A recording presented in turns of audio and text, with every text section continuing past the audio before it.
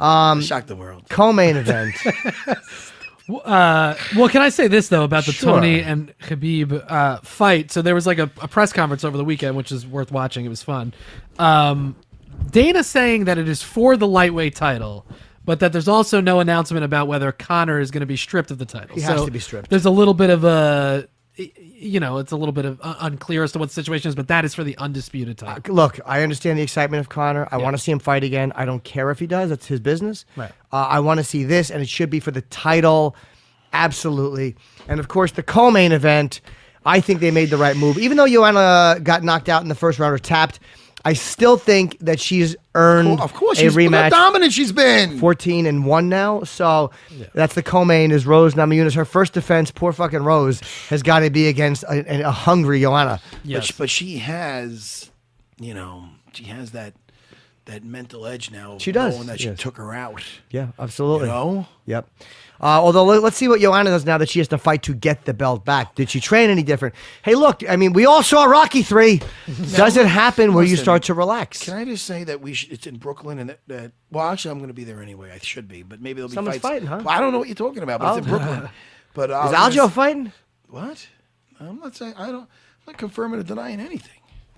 But when he does, he's going to come on here. Good, I hope so. Him, Al Quinta, whoever. What? Sure. It's exciting. That's all I know.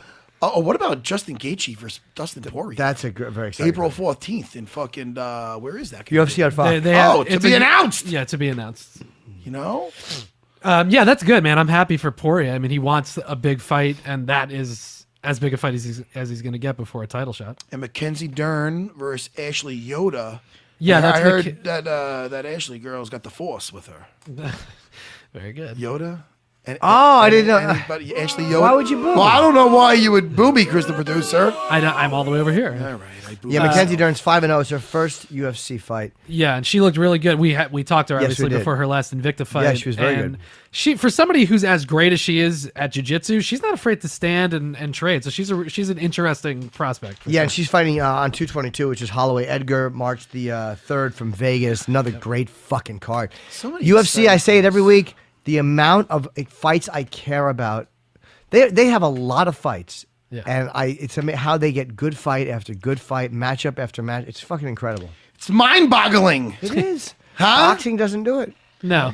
Well, and it does a disservice to the UFC when people are always like, "Well, Conor's not fighting," but it's like, but you just look one name under that. You know what I mean? Like, They've lost Conor, they've lost Ronda, they've lost Jones, they've lost Brock. UFC has lost the 4 biggest stars in the last 2 years. And yet, I'm still enjoying the F out of it. I absolutely am. But Stipe Miocic is just not, the name doesn't have the value that Ronda Rousey. You know what I mean? It's just he's not as well known. Very good. No, listen, I got a word right. You don't got to hit that for every 2 seconds. No, that's true, but it did take you twice. All right. That hurts me. But so listen, Jimmy. So, I mean, what was the question? No, I was. You answered it already about Stipe being on top and giving the illusion of space. What do you fall for? Probably. But again, I can't criticize this guy at all. I am so impressed. Stipe was incredible. Stipe, and man, what I can't get. I'll watch that. That fight was a lot of fun, man. But Ngannou admitted that, like, he goes 4 years in. I saw the stuff I hadn't seen. He was, again, to fight a guy who's been in the game as long as Stipe and who's champion for a reason. 4 years in, when you only have a few, he's improved in a lot of areas.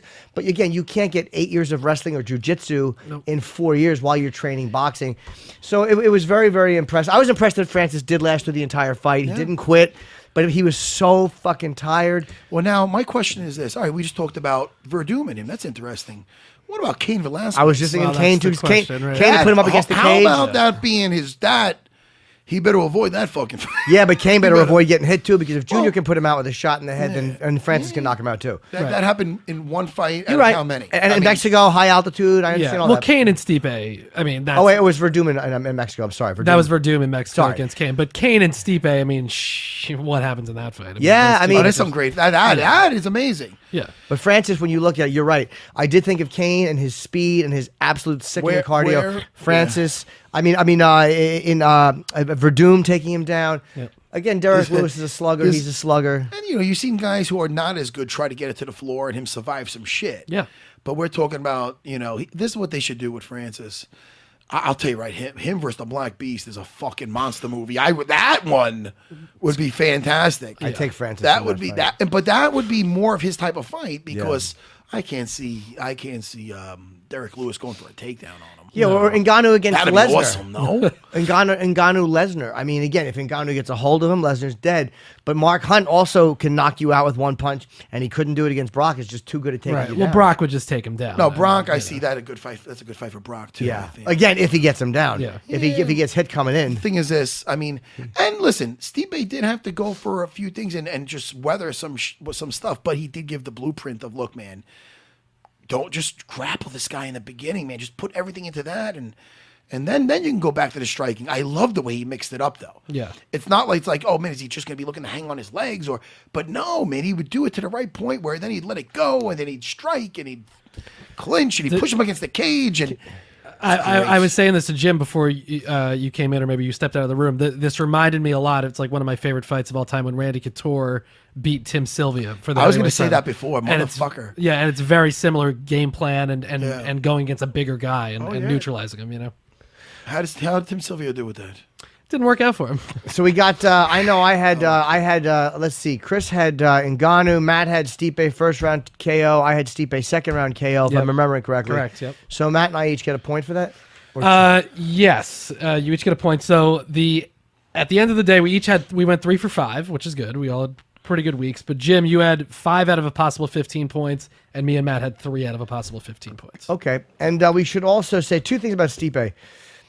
He took the belt from Dana. Was it aggressive, or I didn't see that part? It wasn't aggressive, but it wasn't friendly. It wasn't like, hey, let me give it to my coach. He just grabbed it. It was, I think you could say, mad awkward.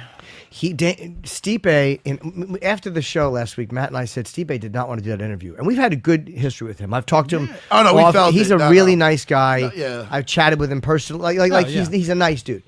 And then we didn't sense he wanted to do the interview with us. And then he does this, and then in his post conference, he was like, "I'm the best. It's what there is." He's unhappy with something. I think he does not feel he's getting the respect from the UFC that he should, or maybe he feels he should be more prominently. I don't know what Stipe's issue is lately, but he does not seem happy with the treatment he's getting. That's just my opinion. Yeah. Well, did he say anything? I know he had something with Dana where he said something. Dana said they were butting heads, and he said he brought it up to him. And I don't know. I mean, the thing is this: those guys are negotiating big business, you know. So who knows what goes down? Here's what it is.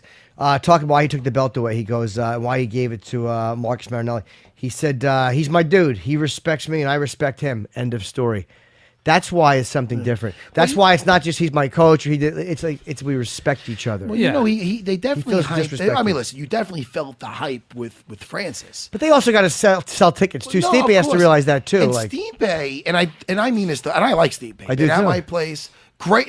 And he's just a great guy. He's just a really good type guy who's like he's still in the fire department. And he seems like he Maniac. has a good circle of family and friends. Yeah. So he's not really feeling pressured to try to win anybody over or with anything. Like they go, well, with Dana, and he's like, I don't care if the guy likes me or not, and this and that, and so it's like, but like I'm not saying it's hard to promote him, but I'm trying to say is that he's just a good guy. Like he's just a laid back good dude. So then you get this other dude out of the where'd he come from? homeless Francis? Cameroon, France. Cameroon. So and France, he's got yeah. that story behind him. Being homeless. You know, and he should be very proud of himself, Francis, for where he came Sure. from and this and that. But it's a story. I mean, so you got the good guy, the hardworking, the fireman. And listen, I mean, he's putting people away. I understand. That's I don't know. It's got to be Well, rough. no, but you're right. But it's this matchup in particular because Francis is such an interesting character, this like huge imposing guy. But when Stipe defended the title in Cleveland, I felt like that was a big story. You got to see him at was a home. rock The crowd star. was going crazy. Yeah, it's just a different matchup for him. Yeah, I think so too. And Stipe is more. He's just he's like a blue collar champion. He's That's a it. worker. He's a fucking guy who uses a snowplow to train. Like, He he's one of loves those dudes. Yeah. He likes the snowblower. But we sensed that from Stipe, so I hope he's happy. And walking out though, he also did not look. He looked exactly like he always does. I'm gonna fucking come out and listen. I can't. There's so many possibilities. I can't wait. They're talking about possibly him in DC. Did you hear that shit? Yeah, Dana had brought that up in DC, which would be an unbelievable fight. But DC pretty much said, like, if Kane is coming back, which he is, he's like, I have no interest in going to heavyweight, because Kane will be there. But that would be an amazing fight. So many interesting fights to come up, man. I can't wait to see what's next for both. Of course, the champ Stipe. Yeah, who set the record now? Again, Yep, he is congratulations. the all-time defense record. Listen, he's awesome. Like, and that was such a great fight. It really was. I can't get over how fun that fight. I mean, it's like, man, it's like he's getting tired. Look, he's human. You know what I mean? It was like fucking great. Yeah. Do you think? I mean, obviously, perfect game plan by Stipe, but Francis definitely threw everything in the first round. I mean, that's a bit of a game plan on his part too. But you seen it's like he was still in. Like he was in the fight, like as far as physically being it, but dude, that guy was getting up slower and slower. Oh yeah, getting off the stool slower and slower. And it was like, is this guy going to get through? That's what it was. Right. Because everything he would do offensively is taking oomph. You know what I mean? Because that's what he does. That's why he's like that whirlwind. But if you survive that, I mean, then look what happens, man. Now you got a big target. That's not really throwing that hard. And Stipe lands some shit. That was so much fun, man. And let's talk about a couple of fights. Brooklyn, I think I have to go to now. Tony Ferguson, of course, versus Khabib Nurmagomedov. Oh, fuck. That's going to be right. When in is Brooklyn, the April 7th. Saturday, April 7th. It's UFC 228. 223, sorry. 223. April 7th is a special day. You know that. Why? You don't have to keep bringing it up. I'm embarrassed. Oh, because that was when you beat GSP. Yeah. Why would you bring that up? Because I like to mention it. Thank you, Jimmy.